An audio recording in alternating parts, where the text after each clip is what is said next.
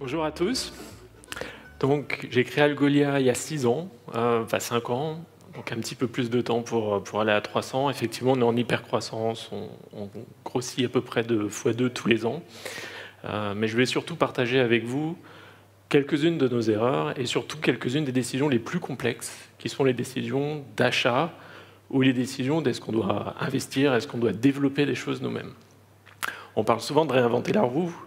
On n'est pas loin le concept est simple à comprendre et ça paraît très simple d'éviter ces erreurs. En pratique, c'est très très compliqué.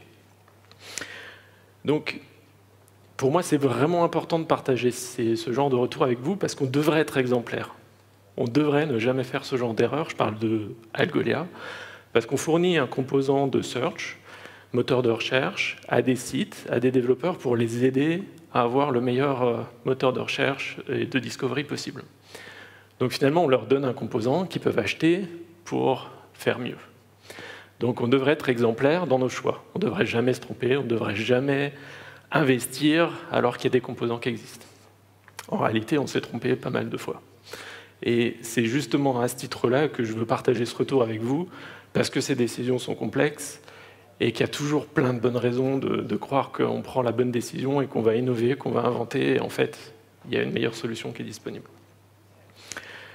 Alors, je voudrais juste partager quelques chiffres avec vous avant, pour vous expliquer où on en est. Et puis je remettrai dans le contexte chacune des décisions, à quel moment on l'a prise. Aujourd'hui, on est presque 300 personnes dans 5 pays. On a un petit peu plus de 100 personnes dans l'équipe tech, produit. On va avoir un peu plus de 200 personnes à la fin dans 12 mois, donc fin 2019. On opère une infrastructure qui tourne sur des machines physiques, des serveurs dédiés. On en a un peu plus de 2000 à l'international, dans plus de 70 centres de données, data centers. Et on répond à peu près 200 milliards de requêtes par mois. Donc qui sont faites par plus de 6000 clients payants. Donc ça donne un petit peu où on en est, à quel stage on est. Bien sûr, tout ça, c'est pas construit en un jour. Mais une des raisons pour laquelle tout ça était possible, c'est parce qu'on a une super équipe technique. Sans l'équipe, bien sûr, on n'aurait jamais pu créer ce genre de scale, ce genre de produit, même si bien sûr il faut un marché, il faut un bon time to market, on va passer des heures à tous les ingrédients pour faire en sorte que ça marche, mais personne ne mettra en cause que l'équipe tech est importante pour construire un produit. Une des choses qui peut paraître très contre-intuitive, c'est que plus l'équipe est bonne, plus ces décisions de make or buy, elles sont complexes. Et ça paraît contre-intuitif pour une raison, tout le monde pense aux avantages d'une bonne équipe tech. C'est assez obvious que pour faire un très bon produit, il faut une bonne équipe. Sans la bonne équipe, on ne fait pas le bon produit. Beaucoup de monde a déjà vu 2 équipes avoir un facteur presque 10 dans la vitesse d'exécution pour avoir la même qualité de produit. Donc on sait qu'il y a des gros facteurs possibles. L'équipe peut nous permettre d'aller beaucoup plus vite, d'innover plus vite, de délivrer plus vite. Mais il y a aussi un énorme inconvénient, et souvent on est aveuglé, on ne le voit pas, c'est qu'il y a souvent des manques de recul business. Je vais prendre un exemple d'une erreur que j'ai faite. Je ne sais pas si vous connaissez les feature flags. C'est un tout petit switch qui nous permet de développer une fonctionnalité, de la mettre en prod, mais de ne pas l'activer tout de suite. Donc elle est déployée, et puis on peut l'activer, la désactiver tout de suite. Concept très simple. Un développeur peut implémenter ça en 1 heure, c'est mis en production, et puis on a un petit bouton qui permet de l'activer, désactiver. Il y a une start-up qui s'est lancée, qui s'appelle LaunchDarkly, uniquement sur faire des feature flags en production et aider les gens à avoir des feature flags en production. Ma première réaction, comme beaucoup de développeurs, ça a été « d'accord, pourquoi pas, mais on peut faire ça rapidement, pourquoi utiliser un service externe pour faire ça ?» Ça paraît simple, ça paraît simpliste. En pratique, quand on scale, c'est un petit peu plus compliqué que ça. Au début, effectivement, c'est un développeur qui va mettre un petit morceau de code, qui va le pousser en production. On va avoir une page de configuration, on va l'activer, le désactiver. Un peu plus tard, quand on scale, c'est plus le développeur, ça va être le product manager qui va vouloir faire ça. Un peu plus tard, ça va être un business user. Et puis, il va peut-être pas vouloir activer pour tous les users, il va activer que pour une certaine partie des users. On va introduire de la géodistribution, etc., etc. Ce que ça veut dire, c'est qu'il faut continuer à investir du temps pour que ce feature flag qui avait été développé en 1 heure, il devienne finalement un produit à part entière. Cette startup, LaunchDarkly, aujourd'hui, ils sont 70. C'est simple, mais c'est impossible pour une équipe interne de faire aussi bien qu'un produit qui est développé par une société entière de 70 personnes. C'est faire ça que j'appelle recul business. C'est comprendre non pas ce que ça va nous coûter aujourd'hui de faire la première version, de la mettre en production, et c'est peut-être 1 heure, mais qu'est-ce que ça va nous coûter sur 1 an, sur 2 ans, sur 3 ans? Et finalement, est-ce qu'on ne se tire pas une balle dans le pied en essayant de tout faire nous-mêmes, alors qu'en payant un abonnement par mois, peut-être quelques centaines de dollars, on pourrait avoir une société qui le fait pour nous? Et focaliser nos efforts là où on fait une grosse différenciation, et pas réinventer finalement la roue. Donc je prends cet exemple parce que c'est une erreur que j'ai fait personnellement, mais c'est quelque chose que je vois vraiment dans toutes les équipes. Et plus l'équipe tech est bonne, plus elle arrive à faire la première version dans la nuit. On parle d'une idée, le lendemain c'est développé, c'est en production, et c'est quasiment impossible de remettre ça en question. C'est déjà fait, c'est déjà en production, donc ça vaut même pas le coup de regarder. Par contre, si on regarde 1 an après, 2 ans après, 3 ans après, ces mêmes personnes, finalement, elles doivent passer X% de leur temps à maintenir et à faire évoluer ces fonctionnalités. Et c'est là où on a un problème, et c'est là où finalement on réinvente la roue. Donc voilà pour le contexte. Je vais partager 4 des grosses décisions qu'on a prises dans le temps, et je remettrai en contexte. Quelques-unes ont été des succès, pas mal à cause de chance. Quelques-unes ont été, mais la plupart ont été des erreurs, avec des conséquences plus ou moins grosses. Et je partagerai aussi qu'est-ce qu'on aurait pu faire pour essayer de les éviter, même si c'est toujours simple a posteriori, quand on est en plein dedans, c'est un peu plus compliqué. La première, c'est à propos de notre infrastructure. C'est la question que j'ai toujours. On a créé la société en 2012 et on a décidé de créer sur de l'infrastructure physique, des machines dédiées. C'était fou. À l'époque, tout le monde nous disait « vous êtes complètement fou, vous avez de l'infrastructure qui existe, cloud, qui vous permet de résoudre toutes les problématiques d'automatisation, de scaling, de disponibilité, et vous partez sur des machines physiques. Pourquoi? Ça n'a pas de sens. » Donc cette décision, c'était tout au début de la création de la société, c'était en 2013, avant qu'on lance le produit, même en bêta. Et la raison principale pour laquelle on a fait ça, c'est qu'on avait une hypothèse de départ. Cette hypothèse, c'était que les fonctionnalités de recherche, les développeurs passaient énormément de temps à essayer d'avoir de la performance. Et ils n'y arrivaient pas. Ils passaient leur temps à essayer d'optimiser, c'était un investissement énorme. Et à la fin, toutes les sociétés en train d'investir à optimiser leur moteur. Donc notre toute première idée était packageons en quelque sorte la vitesse. Faisons en sorte qu'il soit impossible de faire un moteur 1 milliseconde plus rapide que nous. Donc bien sûr, ça passe au niveau du logiciel, ça passe au niveau du matériel, et ça passe au niveau du réseau. Au niveau du matériel, ça veut dire avoir les meilleurs CPU, les meilleurs SSD, les disques, la meilleure mémoire. Et quand on est à ce niveau-là en train d'essayer de construire la meilleure machine, on ne peut pas l'avoir sur de l'infra cloud. En tout cas, pas à l'époque. Aujourd'hui, c'est un petit peu différent. Mais à cette époque, c'était absolument pas disponible. C'était vraiment de la machine généraliste pour 99% des besoins, et on était dans le 1% qui n'y allait pas. C'était pour tester une hypothèse. Si l'hypothèse nous montrait que personne n'avait rien à faire de la vitesse, à ce moment-là, on serait retourné sur du cloud. Il s'avère que le test a été très positif. Pour raconter une petite anecdote, on a été aux États-Unis, on a montré notre prototype, et c'est un prototype. Il n'y avait quasiment aucune fonctionnalité, il n'y avait rien, c'était très minimaliste, il n'y avait pas de disponibilité, rien. On a eu un client qui avait un réseau social avec plus de 100 millions de membres qui était bluffé, qui voulait passer en production le jour après. Ça, c'est les petits aha moments qu'on a dans des startups où on se dit « ah, on touche quelque chose ». Le deuxième moment, c'est « oula, ça ne va jamais marcher en production, c'est un proto, ça va être la cata ». Ça, c'est une autre histoire. Donc c'est là où on a pris cette décision d'investir sur cette infrastructure et de partir sur des machines physiques. À la fin, ça nous a donné un avantage.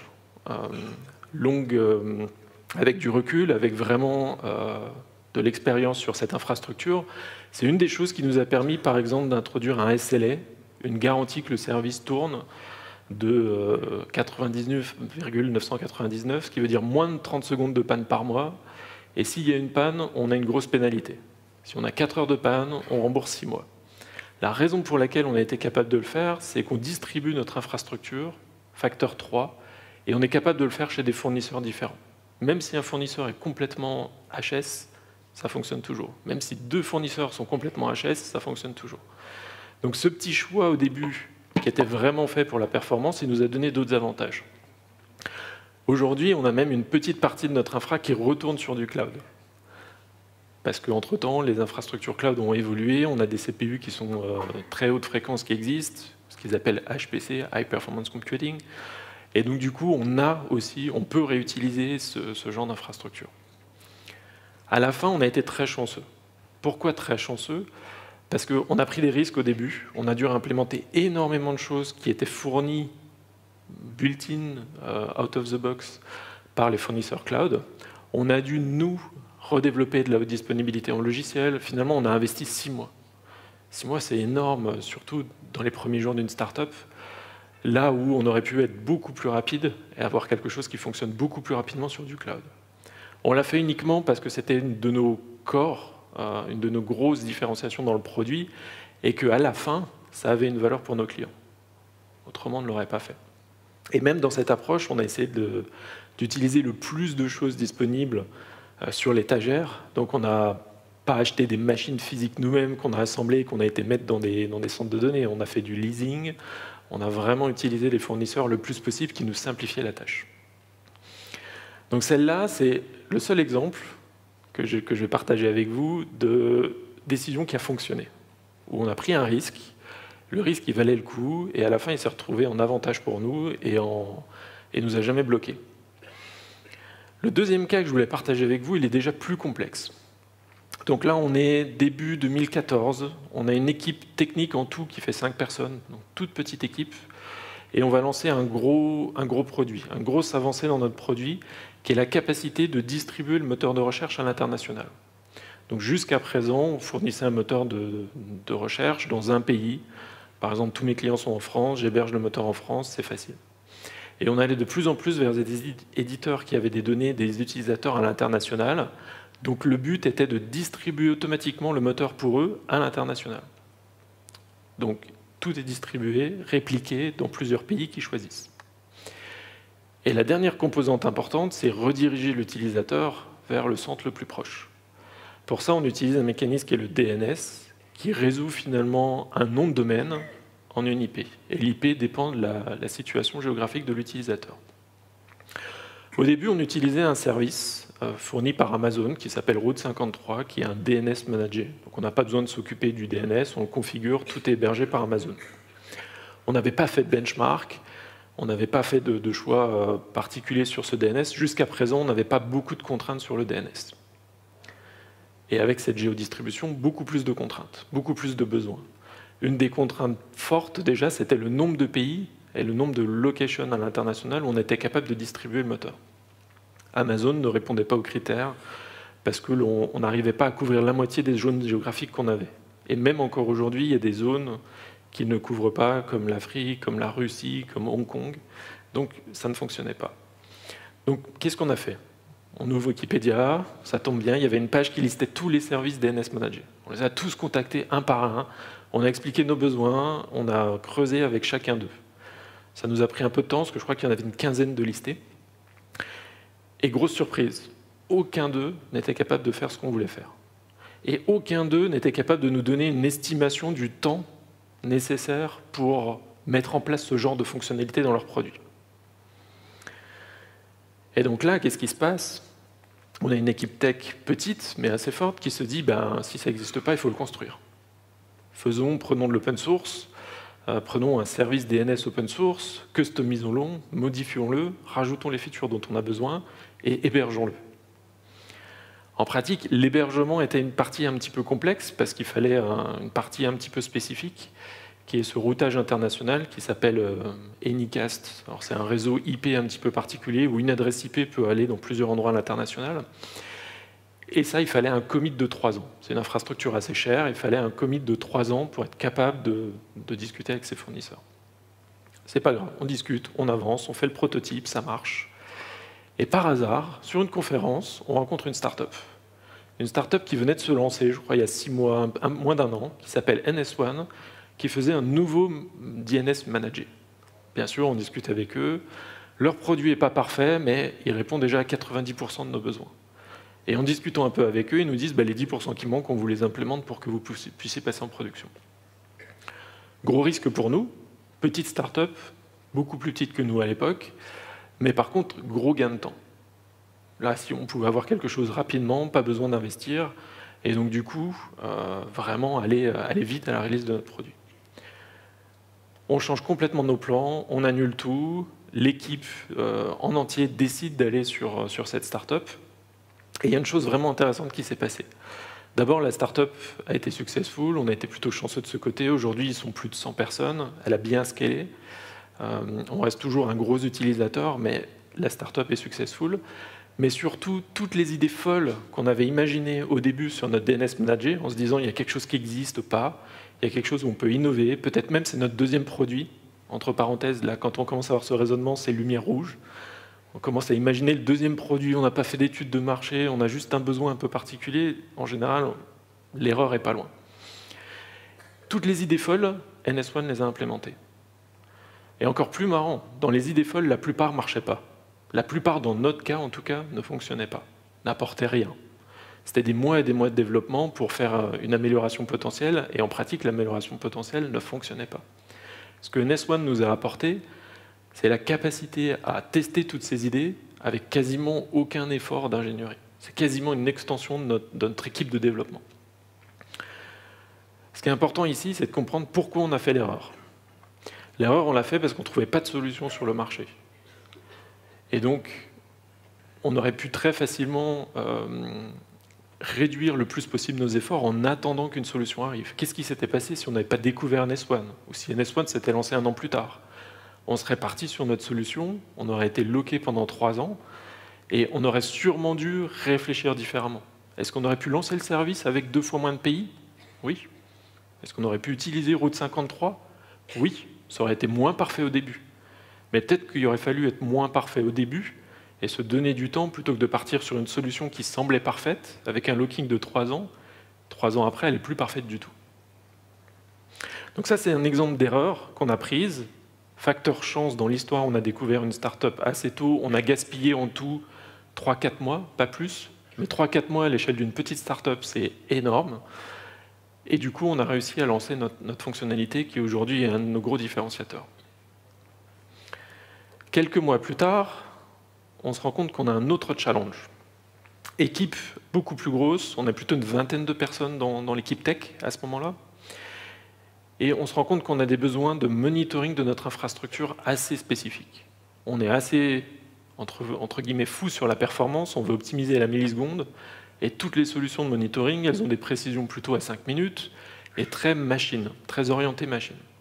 Donc on utilisait des services comme Datadog, Server Density, si vous connaissez, et on avait besoin de beaucoup plus. On avait besoin vraiment d'être capable de détecter qu'une requête, un call d'API soit lent, et d'être capable d'investiguer tout ce qui se passe à la seconde sur les machines, être capable de comparer plusieurs machines facilement, parce qu'il y en a une qui se comparait un peu différemment des autres, et de comprendre quelle était la raison, et on n'avait rien qui existait.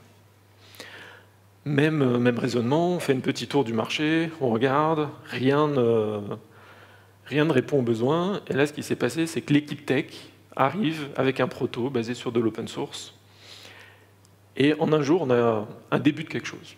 Donc ils sont partis sur CollectD, Graphite, Grafana, si ça vous parle. C'est des solutions open source pour faire du monitoring, et c'est très facile de customiser assez loin le produit. On a quelque chose qui fonctionne, mais on n'a pas quelque chose qui répond à tous les besoins. Ce qui veut dire qu'il faut investir, il faut évoluer, il faut maintenir, il faut faire scaler la solution. On a de plus en plus de serveurs, donc il faut investir. Donc on revient un peu aux mêmes questions du début. Est-ce qu'on prend une partie de nos efforts, de notre ressource pour développer ce genre de modifications dont on a besoin, ou est-ce qu'on essaye de trouver une autre solution? À ce moment-là, j'ai fait une erreur, qui est d'essayer de convaincre l'équipe tech de continuer à chercher, de vraiment trouver un produit, parce qu'on avait eu cet exemple avec NS1, avec notre DNS, d'une startup qu'on avait découvert par hasard, et ça n'a jamais marché. Je les ai jamais convaincus. Je leur ai parlé de long terme, je leur ai parlé de business, je leur ai parlé de risque de défocus. Et à chaque fois, je prenais un exemple. 3 heures après, la fonctionnalité était implémentée et de toute façon, le sujet était plié. impossible de convaincre, c'est une discussion de sourds. Ce qu'il faut, c'est challenger, les faire réfléchir, mais il ne faut pas essayer de les convaincre. C'est eux qui prennent la décision, c'est leur décision, c'est eux qui vont devoir travailler, et c'est eux qui vont devoir la maintenir. Donc essayez de les challenger, d'être sûr qu'ils ont tous les éléments en tête, de comparer avec d'autres choses qu'on a fait dans le passé, mais c'est leur décision. Leur décision, ils ont décidé d'investir sur ce qu'ils avaient construit et d'aller dedans. Et donc du coup, comprenant mon erreur, je les ai juste supportés dans cette décision. Donc ils ont investi, ils ont continué, on a investi des mois pour construire, pour commencer à implémenter. Donc on a ralenti d'autres projets de R&D parce que c'est toujours des compromis. Je connais aucune société qui me dit j'ai trop d'ingé, je peux les lancer sur plein de sujets. En pratique, c'est toujours des compromis, on n'a jamais assez de monde pour investir sur ce produit. Et l'histoire se répétant, l'équipe a découvert une start-up, je crois que c'est 6 mois après, qui s'appelait Wavefront, et l'équipe a été bluffée à première heure de démonstration du produit. Ils ont vu le produit et ils ont dit « Waouh, même si on bosse 3 ans dessus, on n'aura pas ce qu'ils ont fait ».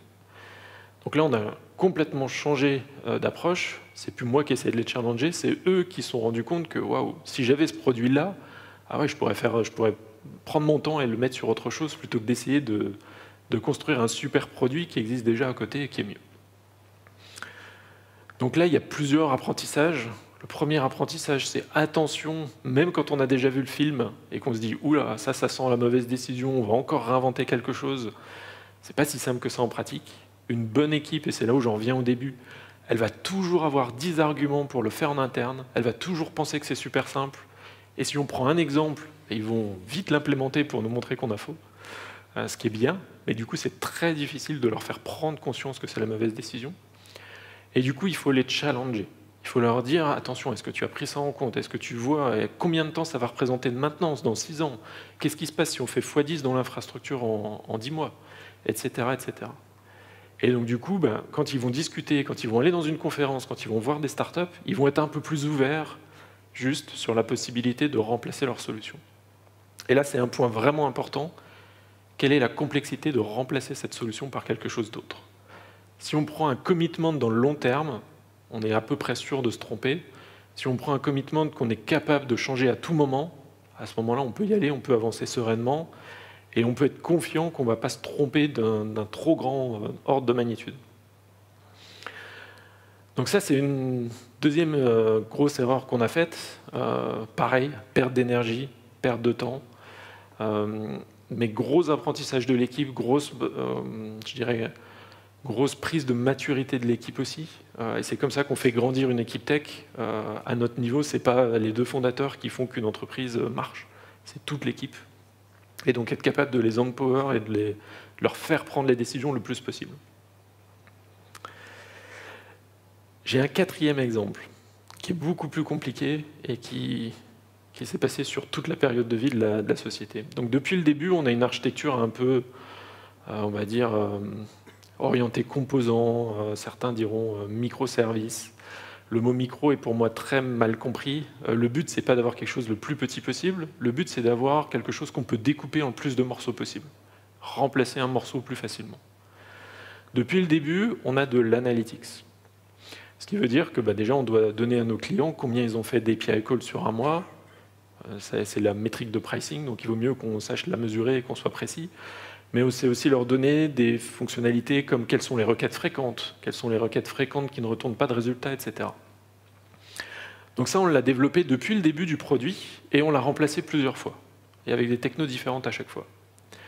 Première version, tout début de la startup, fin 2013, petit soft Ruby fait en 1 heure, tout basique, impossible à scaler, on le savait, mais on a décidé de faire quelque chose rapidement, juste pour avoir la fonctionnalité, en sachant que de toute façon, quelques mois après, ça ne fonctionnerait plus.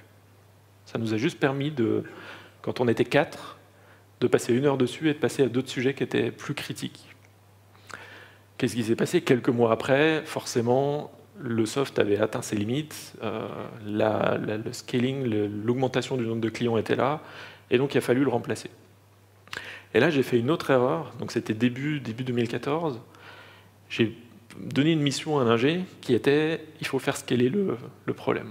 Le soft, on savait que ça ne scalerait pas, il faut le faire scaler. Et en donnant cette mission, Faire scaler, c'est déjà très orienté, c'est très tech. C'est pas, regarde si on peut utiliser un composant, prends le problème, essaye de le résoudre de la meilleure manière que tu penses, ça peut être en utilisant un service, etc. Faire scaler. Donc il prend un soft, il y avait 300 lignes de Ruby, tout petit, et hop, on le transforme dans quelque chose qui peut gérer plus de charges. Donc on se retrouve en Java, multithreadé, sur une petite machine, et on a fait scaler la machine sur le temps. Ça a bien marché. On a été capable d'absorber 100 fois plus de charges que notre petit soft, et ça nous a donné du temps. Maintenant, qu'est-ce qui s'est passé? Au bout d'un moment, forcément, le scaling de je prends une machine de plus en plus grosse, il y a des limites. Et à un moment, on n'a plus la machine, ou la machine est tellement exotique qu'elle coûte trop cher. Donc il faut scaler différemment. Donc là, on est en 2016, et on est à la fin de vie de ce software en Java qui avait été développé en 2014. Ce qui est déjà pas mal. Ça a tenu quand même un bon moment. Et là, l'équipe, donc la personne qui avait développé en Java, déjà commence à être sous l'eau parce qu'elle passe plus de la moitié de son temps à maintenir ce logiciel qui est en fin de vie et qui crache tout le temps parce qu'il y a trop de volume et il faut tout le temps faire du workaround pour que ça passe. Par contre, elle avait vu les autres histoires. Donc premier réflexe, même sans le dire, on regarde ce qui existe sur le marché. Rapidement, la personne trouve quelque chose qui fonctionne, qui existe en service. Donc on se dit génial, on n'a pas besoin d'investir de temps, super. Problème, notre volume est tellement gros qu'en fait on perdrait de l'argent en utilisant ce service. Nos revenus ne suffisaient même pas à payer le service qu'on utilisait. On a tellement d'API calls par mois que ce genre de services ne sont pas faits pour des utilisateurs comme nous. À la fin, ça coûte trop cher. Donc qu'est-ce qu'on se dit? Et j'étais dans partie de cette décision, on se dit c'est pas possible. On ne peut pas partir sur ce genre de solution, c'est juste le pricing ne fonctionne pas pour notre business. On est obligé de chercher autre chose, pas le choix. Et donc qu'est-ce qu'on fait? On essaye de chercher quand même quelques autres services, mais ils sont tous à peu près dans le même pricing. Peut-être 10%, 20% moins cher, mais dans tous les cas, pas du tout quelque chose qui serait 10 fois moins cher et qui nous permettrait de les utiliser. Du coup, on part sur une approche un peu hybride. On regarde des API managés, de type Amazon, Google, ils ont des API pour processer de la data. Donc on utilise leurs API et on construit au-dessus juste les couches qui nous manquent. Donc ils ont des API pour injecter de la donnée, pour faire des traitements dessus, enfin on économise du temps. Sauf que sur ces volumes-là, c'est un peu naïf de se dire j'utilise des API, je construis la petite couche au-dessus, ça marche. En pratique, ça nous a pris plus de 6 mois. Plus de 6 mois à construire, à avoir des bugs, différents bugs qu'on a eus sur ce genre de solutions. Des bugs des fois du côté du fournisseur, parce que leurs API n'avaient pas été testés avec ces volumes de données. Et donc du coup, on a eu 6 mois d'effet tunnel avec une équipe complète pour travailler dessus. Qu'est-ce qui s'est passé entre-temps? C'est là la partie qui fait un peu mal de l'histoire. Le soft Java qui était déjà en bout de fin de vie 6 mois avant, et avec l'augmentation du nombre de clients folles, ça a été l'enfer. La personne a dû passer quasiment ces semaines entières juste à réparer les bouts de ficelle, à essayer de trouver des petites optimisations pour gagner un peu de temps. 6 mois, c'est long. Quand on fait plus de x2 tous les ans, 6 mois, c'est énorme. Et qu'est-ce qu'on aurait dû faire? On aurait pu faire différemment. On aurait déjà pu prendre un service managé pour 6 mois. Certes, on perdait de l'argent, mais on aurait eu cette personne qui n'aurait pas souffert pendant 6 mois et qui aurait pu se focaliser sur autre chose. Ça, on aurait pu le faire. Acheter un service trop cher, pas compatible avec notre business model, pour 6 mois, c'est juste un centre de coût. C'est quelque chose qu'on aurait pu estimer et du coup avoir, certes, quelque chose qui nous aurait coûté cher, mais quelque chose qui aurait pu nous permettre d'avoir plus d'énergie, plus d'efforts sur notre R&D importante. Contrôler où on veut mettre nos efforts et ne pas subir. Je pense que c'est ça aussi le gros apprentissage. Donc, tout ça, on aurait pu le faire mieux. Le problème, c'est qu'une fois qu'on est parti dans ce genre d'effet tunnel, c'est pareil, et les 6 mois, on l'a su après. En pratique, au début, on se disait, ouais, ça va prendre 3 semaines, ah, ça va prendre un mois et demi, 2 mois et demi, et c'est tout le temps repoussé. Et c'est ça le problème, des fois, d'utiliser des plateformes ou de développer, c'est qu'il y a un problème technique, on ne sait pas combien de temps exactement ça va prendre à le résoudre, on le résout, il y en a un deuxième qui arrive, etc., etc. Donc là, on part dans un effet tunnel qu'on n'a pas vu venir. Et donc là, on ne maîtrise plus notre effort, nos ressources. On est obligé de continuer finalement à faire quelque chose qu'on a déjà démarré et on ne sait pas combien de temps ça va prendre. Donc là, ici, c'est intéressant. cet exemple-là vraiment est intéressant parce que finalement, on a décidé de le faire, de le refaire et d'acheter une solution un peu hybride basée sur un service managé et en reconstruisant au-dessus. On aurait même pu faire, on le construit, on l'achète temporairement complètement fait et on l'achète en hybride après. Donc là-dessus, il y a un apprentissage vraiment où dans les décisions, on n'a pas été parfait, on aurait pu faire beaucoup mieux, on aurait pu gaspiller beaucoup moins d'efforts, mais il y a une partie très positive qui est d'avoir fait quelque chose en plusieurs étapes. Quand on scale rapidement, quand on a une croissance telle que celle qu'on a eue, c'est important d'être capable de focaliser nos efforts où on veut. Et d'avoir cette toute première version faite en 1 heure, une autre faite plutôt en quelques semaines, et une autre qui a pris 6 mois, mais tout ça étalé finalement sur 3 ans, 4 ans, ça change complètement la donne par rapport à essayer de faire parfait au début. Et puis parfait, de toute façon, on ne sait pas ce qui va se passer dans le futur, donc peut-être qu'on fait quelque chose qui ne sert à rien. Donc ça, c'est la partie qui a vraiment...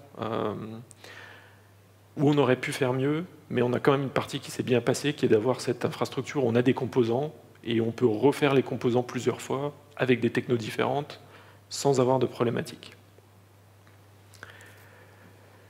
Donc à la fin, je suis sûr que vous vous dites un peu quelque part, oui, mais quand même, Algolia, ils font des API, ils font du composant qu'ils vendent, donc ils essayent de nous vendre sa sauce, quoi. Non, on aurait dû être parfait. Effectivement, on vend tous les jours, je vois tous les jours des équipes qui font en interne. Je pourrais partager des tonnes d'anecdotes, j'en partagerai une sur le slide d'après, qui pensent pouvoir faire quelque chose de bien avec des équipes énormes, et puis qui n'y arrivent pas, pour plein de raisons. Ce que je veux partager avec vous, c'est qu'on aurait dû être parfait. On sait, on est convaincu que le SaaS, que les API vont tout révolutionner sur les 10 années à venir de la manière dont on développe les logiciels. En pratique, c'est super complexe. Et en pratique, on se plante. Et en pratique, je pense qu'on va encore se planter dans le futur. Pourquoi ? Parce que c'est pas si simple que ça. Parce qu'on est à un instant T. Avec le recul, c'est toujours facile de dire on aurait dû faire ci, on aurait dû faire ça. C'était évident. Non, sur le moment donné, c'est compliqué. Et avec des bonnes équipes tech, c'est encore plus complexe. Parce qu'on a plein de raisons, bonnes ou mauvaises, de vouloir le faire en interne. Il faut réussir à essayer de voir un peu en dehors de la ligne d'horizon et voir ce que ça va nous coûter à long terme. Le gros apprentissage, c'est que c'est pas grave de se tromper, en fait. À une condition. Toujours prendre des décisions pour une petite période de temps et être capable de changer d'avis rapidement. On décide pour 3 mois, 6 mois, et dans 6 mois, si on doit changer, on change. On itère. Et on itère vite. Par contre, si on commence à se dire c'est un investissement stratégique, je le fais pour 3 ans et tout, c'est là où le risque est énorme en fait. 3 ans, c'est énorme à l'échelle tech. Donc à la fin, comment essayer de moins se tromper ? C'est pas simple. Donc déjà, je pense qu'il y a tout ce qu'on a appris de nous sur ces 6 années, c'est assez conséquent. La première chose que j'ai appris qui est vraiment importante, c'est que finalement, donner le plus de décisions et aider les techs à prendre les décisions, c'est finalement notre plus gros succès, notre plus grosse réussite. Parce que ce qui est important, c'est d'arriver à scaler des équipes et à rendre les gens autonomes. Donc le plus gros succès dans tout ça, c'est que les décisions, elles viennent des équipes. Et elles ne viennent pas du top management, whatever. On s'est trompé plein de fois. Plein de fois, notre première décision était fausse. Et même quand il y a de l'expertise en interne, la première décision est fausse. Donc on voit une économie du SaaS qui explose, il y a de nouveaux services sans arrêt. Si le service dont vous avez besoin n'existe pas aujourd'hui, il existera sûrement dans 6 mois, dans 1 an. Sauf si vous êtes le seul au monde à avoir ce besoin, mais ce qui est en général assez rare. Donc il faut vraiment avoir cette idée de reconsidérer les situations quelques mois après. J'ai une anecdote là-dessus. J'ai travaillé dans un très gros éditeur de soft qui a commencé à construire son logiciel dans les années 80. À cette époque, ils n'étaient pas contents du tout de la manière dont les outils géraient le code source, les outils de code control. Et donc ils se sont dit, on va en refaire un. Et ils ont fait un truc qui à l'époque était magnifique. Quand on voit ce qu'ils ont fait par rapport à l'état de l'art de l'époque, c'est taré. Long story short, au jour d'aujourd'hui, ils utilisent encore leur solution faite dans les années 80. Ils ont une équipe dessus. Et c'est une énorme pain point. Tout le monde en interne considère que c'est une catastrophe ce tool. C'est pas du tout au niveau de ce qui existe en 2018. Pourquoi ? Parce qu'ils ont gardé une petite équipe constante dans le temps, qui a maintenu cet outil, Mais à côté de ça, il y a le monde entier qui change. C'est passé CVS, Subversion, Git, GitHub.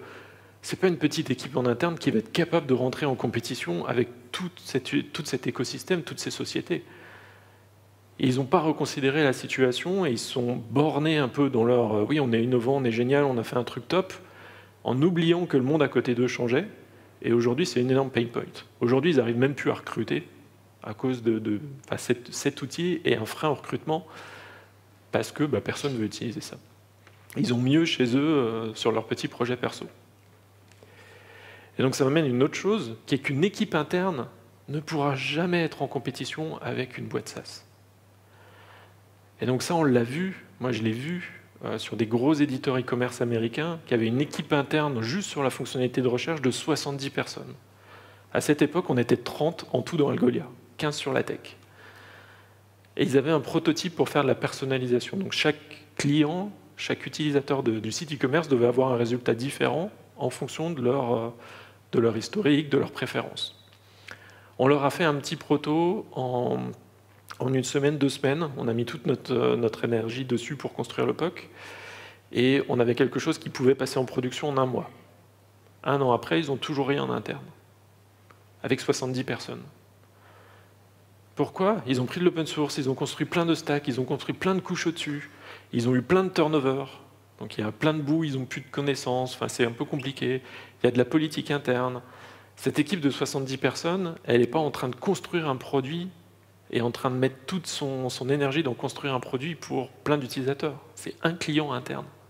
C'est impossible avec un client interne de faire la même chose que quand on fait un produit, quand c'est sa société, quand on fait tout basé sur une chose. Et tous les exemples que j'ai partagés avec vous, nos équipes internes n'auraient jamais pu faire aussi bien que les produits qu'on utilise à l'extérieur. C'est juste pas possible. C'est impossible d'avoir autant d'efforts que...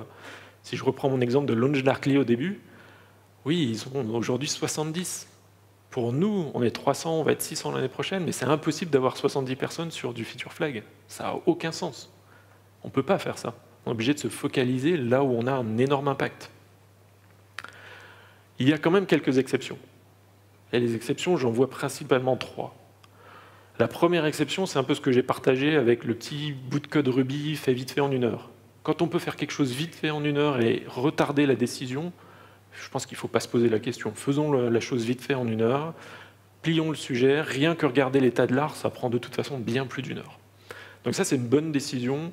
On l'a fait là-dessus, mais on l'a fait aussi sur, par exemple, les cap tables pour les partages de stock options sur tous les employés. On a fait un petit spreadsheet vite fait au début avant d'utiliser des tools comme Carta.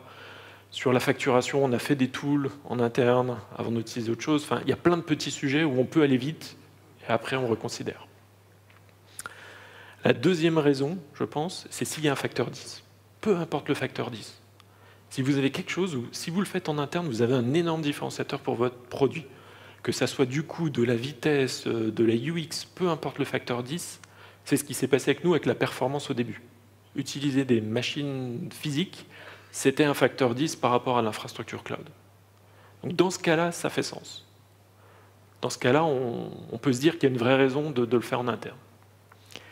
Le dernier cas, alors il est très simple, mais si vous utilisez un service externe et que ça fait 99% de votre produit, il y a un souci. Si vous voulez faire une API de Search Manager et que vous voulez utiliser Algolia, qu'est-ce que vous construisez au-dessus? Donc là, c'est plutôt un problème de positionnement. Si vous n'allez pas utiliser un produit de vos concurrents pour faire votre produit. Donc là, c'est une décision simple, évidente. Ceci dit, j'ai vu des gens faire des erreurs sur même un sujet comme ça qui paraît évident. Des fois avec une idée de construire quelque chose au-dessus qui est énorme, et puis à la fin, ça ne se retrouve pas si énorme que ça. Donc voilà un petit peu mon partage de retour sur ces décisions. C'est des sujets complexes. Il n'y a pas de bonne, mauvaise réponse. Il n'y a que le temps qui dit si la décision était bonne ou pas. Dans tous les cas, c'est complexe. Dans tous les cas, avec une équipe, il y aura plein d'arguments pour et contre, et ça ne sera jamais simple. Donc le seul gros retour que je vous fais de notre apprentissage, c'est considérer toutes les décisions comme une décision pour 1 mois, 2 mois, 3 mois, et on reconsidère. Et tant que l'équipe reste dans ce mindset d'apprentissage, de croissance, à la fin, il n'y a pas d'erreurs qui seront critiques et qui seront dommageable long terme pour la société. Merci beaucoup. Je vais laisser du temps pour les questions. Merci Julien.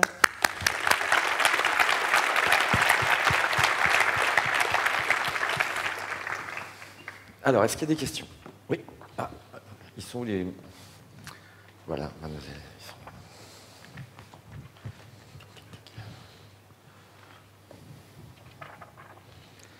Ils sont... Merci pour ce partage. J'ai une interrogation alors, de Candide.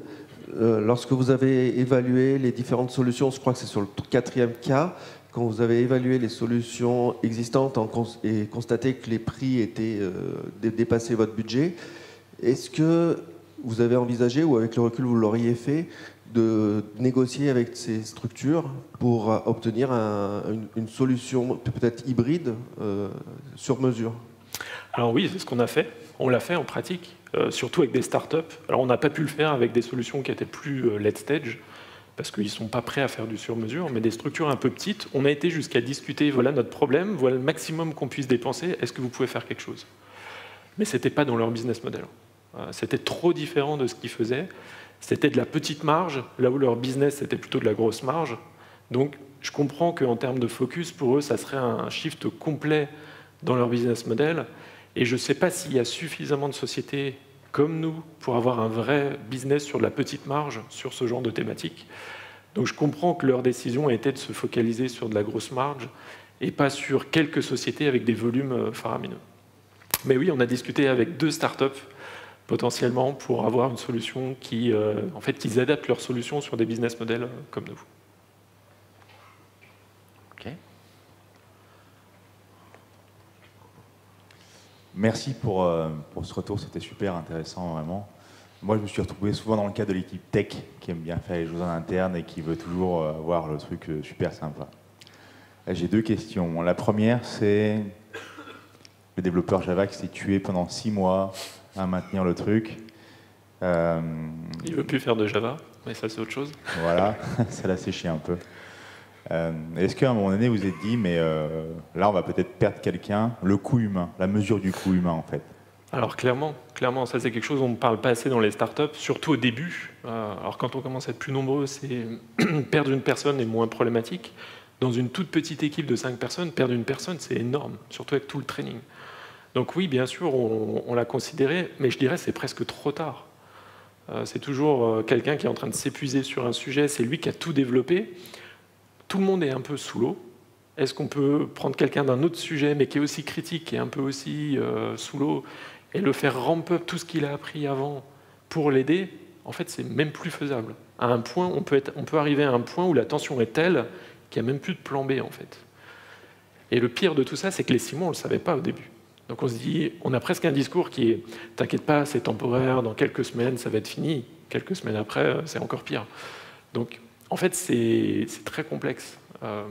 On n'a pas perdu cette personne, il est toujours là, c'est toujours un employé clé, mais oui, il a pris une charge de travail énorme sur cette partie-là. Ouais, je pense que c'est quelque chose auquel les startups n'accordent pas assez d'importance. C'est dire ce qui fait ce qu'elles sont, leur ADN, c'est les gens qui la composent. Souvent, elles oublient un peu ça.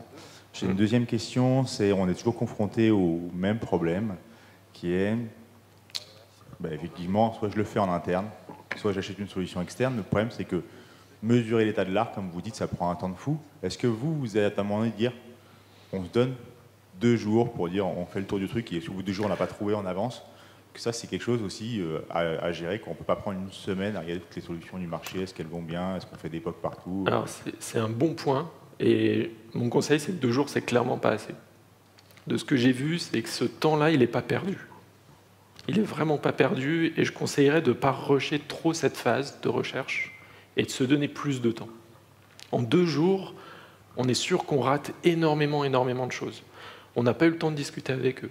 Et de ce que j'ai vu, le marché le mieux, en fait, c'est faire un premier retour rapide des acteurs du marché, commencer une discussion assez approfondie, au moins avec 1 ou 2 d'entre eux, plutôt des startups, et puis commencer à discuter un peu du landscape, de tous les acteurs, quels sont les nouveaux arrivants, vraiment, et passer du temps, en fait.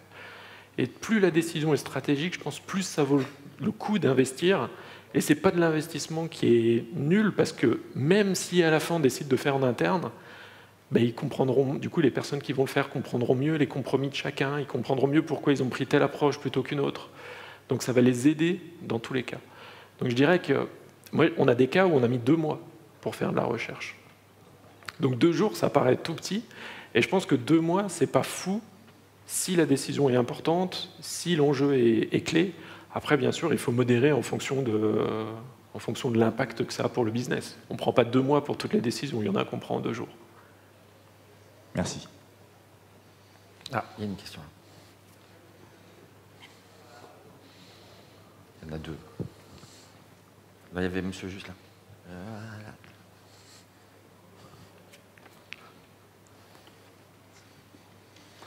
Merci beaucoup pour ce partage. Un des points clés, c'est le mindset. Comment est-ce qu'on garde le mindset quand on scale, notamment au niveau du recrutement et de l'intégration des collaborateurs? Alors ça, on pourrait avoir un talk entier sur la question de mindset, de culture, de comment garder finalement un mindset assez identique, alors que l'équipe, elle passe de 2 à 300, 600, 1000, 2000, 4000. C'est un sujet à part entière. L'investissement pour garder le mindset, il est colossal. L'investissement que nous, on fait sur la culture, sur faire en sorte qu'on empower les gens, il est croissant avec le temps. On passe de plus en plus de temps sur ces sujets-là. Je pense que le risque, surtout sur des startups, c'est de se dire « ouais, on a une super culture, ça marche bien, c'est génial, tout est top, à 10. » Puis à 50, ça commence à plus marcher, puis à 100, c'est complètement foutu. Je pense qu'il faut être conscient que c'est super challenging. C'est quelque chose de très très dur de garder ce mindset. Et c'est tellement facile de le perdre que l'investissement en énergie, en initiative, pour le garder et pour le faire scaler, il est colossal. C'est très compliqué. Je n'ai pas de recette magique. Hein. Si j'en avais une, je la partagerais et je pense que moins de monde aurait ce problème. Mais le coût pour le garder, il est conséquent. C'est-à-dire, vous faites quoi, des voyages, des formations Il y a énormément de choses qu'on fait. Alors, il y a plein de petites choses déjà. Il y a la communication qui est vraiment importante. Donc, on a des Hollands Meetings avec toute la société. On a une politique de travel très, très conséquente. Donc, on a des apparts corporate dans toutes les villes où on est. Donc, à SF, on a plusieurs apparts corporate. Tous les employés de Paris veulent à SF au moins une fois par an pour rencontrer les équipes, pour être en sorte que voilà, on n'est pas dans un petit bout isolé, mais on va voir les autres équipes. Bien sûr, il y a toute la politique de stock option, avec plein de types de grants. Il ne faut pas oublier que les employés qui sont là, au bout d'un moment, ils ont leurs stock options qui sont arrivés en fin de vesting, donc il faut leur en réattribuer, etc. Il y a 50 initiatives rien que sur ce sujet. Ce n'est pas quelque chose qui est résumable en une chose. Il y a plein de choses qui sont possibles, mais c'est vraiment quelque chose où il faut investir pour être capable de garder une culture finalement de mindset de growth, mindset de remise en question, mindset de jamais devenir complacente, jamais penser qu'on a réussi, que c'est fini. Non, tout peut, même quand on est aujourd'hui 300, on peut se faire disrupter par quelqu'un d'autre demain. Donc il faut garder ce mindset, et c'est pas simple. J'ai plein d'anecdotes inverses qui se sont passées chez nous, qui se sont passées dans d'autres startups, où à l'inverse, il y a des comportements, on peut se dire c'est un comportement de diva, c'est quelqu'un qui pense que tout est dû. Non, justement, ça, il faut le combattre. Dernière question. Il y avait monsieur là. Voilà, c'est la dernière. Bonjour et du coup merci, parce que quand on partage justement les erreurs, je trouve que c'est là où on apprend le plus en fait. Et je rejoins un petit peu la question, c'est vous avez une belle croissance. Est-ce qu'il n'y aurait pas justement une erreur en fait que vous avez pu faire sur comment gérer l'humain, des choses comme ça que vous auriez partagé? Il y en a des tonnes. Je pense qu'à un moment, on a eu ce que je partageais un petit peu, cette histoire d'être trop confiant dans le scaling de la culture. Donc on avait une équipe qui marchait super bien à 10, super bien à 30. Et on a beaucoup communiqué sur la culture. Hein, donc vous pourrez trouver des blog posts sur Algolia de comment on a mis en place plein de choses. Et à un moment, on a communiqué, on s'est convaincu que ouais, ça allait bien marcher. Et on a fait plein de choses. Par exemple, les salaires étaient transparents. Donc on avait un spreadsheet avec tous les salaires de tout le monde, y compris le mien, même les stock options, les bonus, tout était public. Long story short, ça on a dû le supprimer pour des histoires légales. Ça c'est considéré comme la donnée personnelle, on n'a pas le droit de partager, on n'a pas le droit de forcer les gens à partager de la donnée personnelle. Par contre, le fait qu'on avait toutes ces choses-là, on s'est dit on est transparent, on communique, tout est ouvert. Et on oublie à un moment qu'il y a des choses qu'on ne peut pas communiquer. Une histoire bête et quelque chose de bête, c'est que dès que c'est de l'humain, on ne peut pas communiquer. Donc, si quelqu'un part ou quelqu'un qu'on licencie, on ne veut surtout pas donner la raison. C'est des règles en management assez simples. On ne veut pas dire on a licencié cette personne ou cette personne est partie.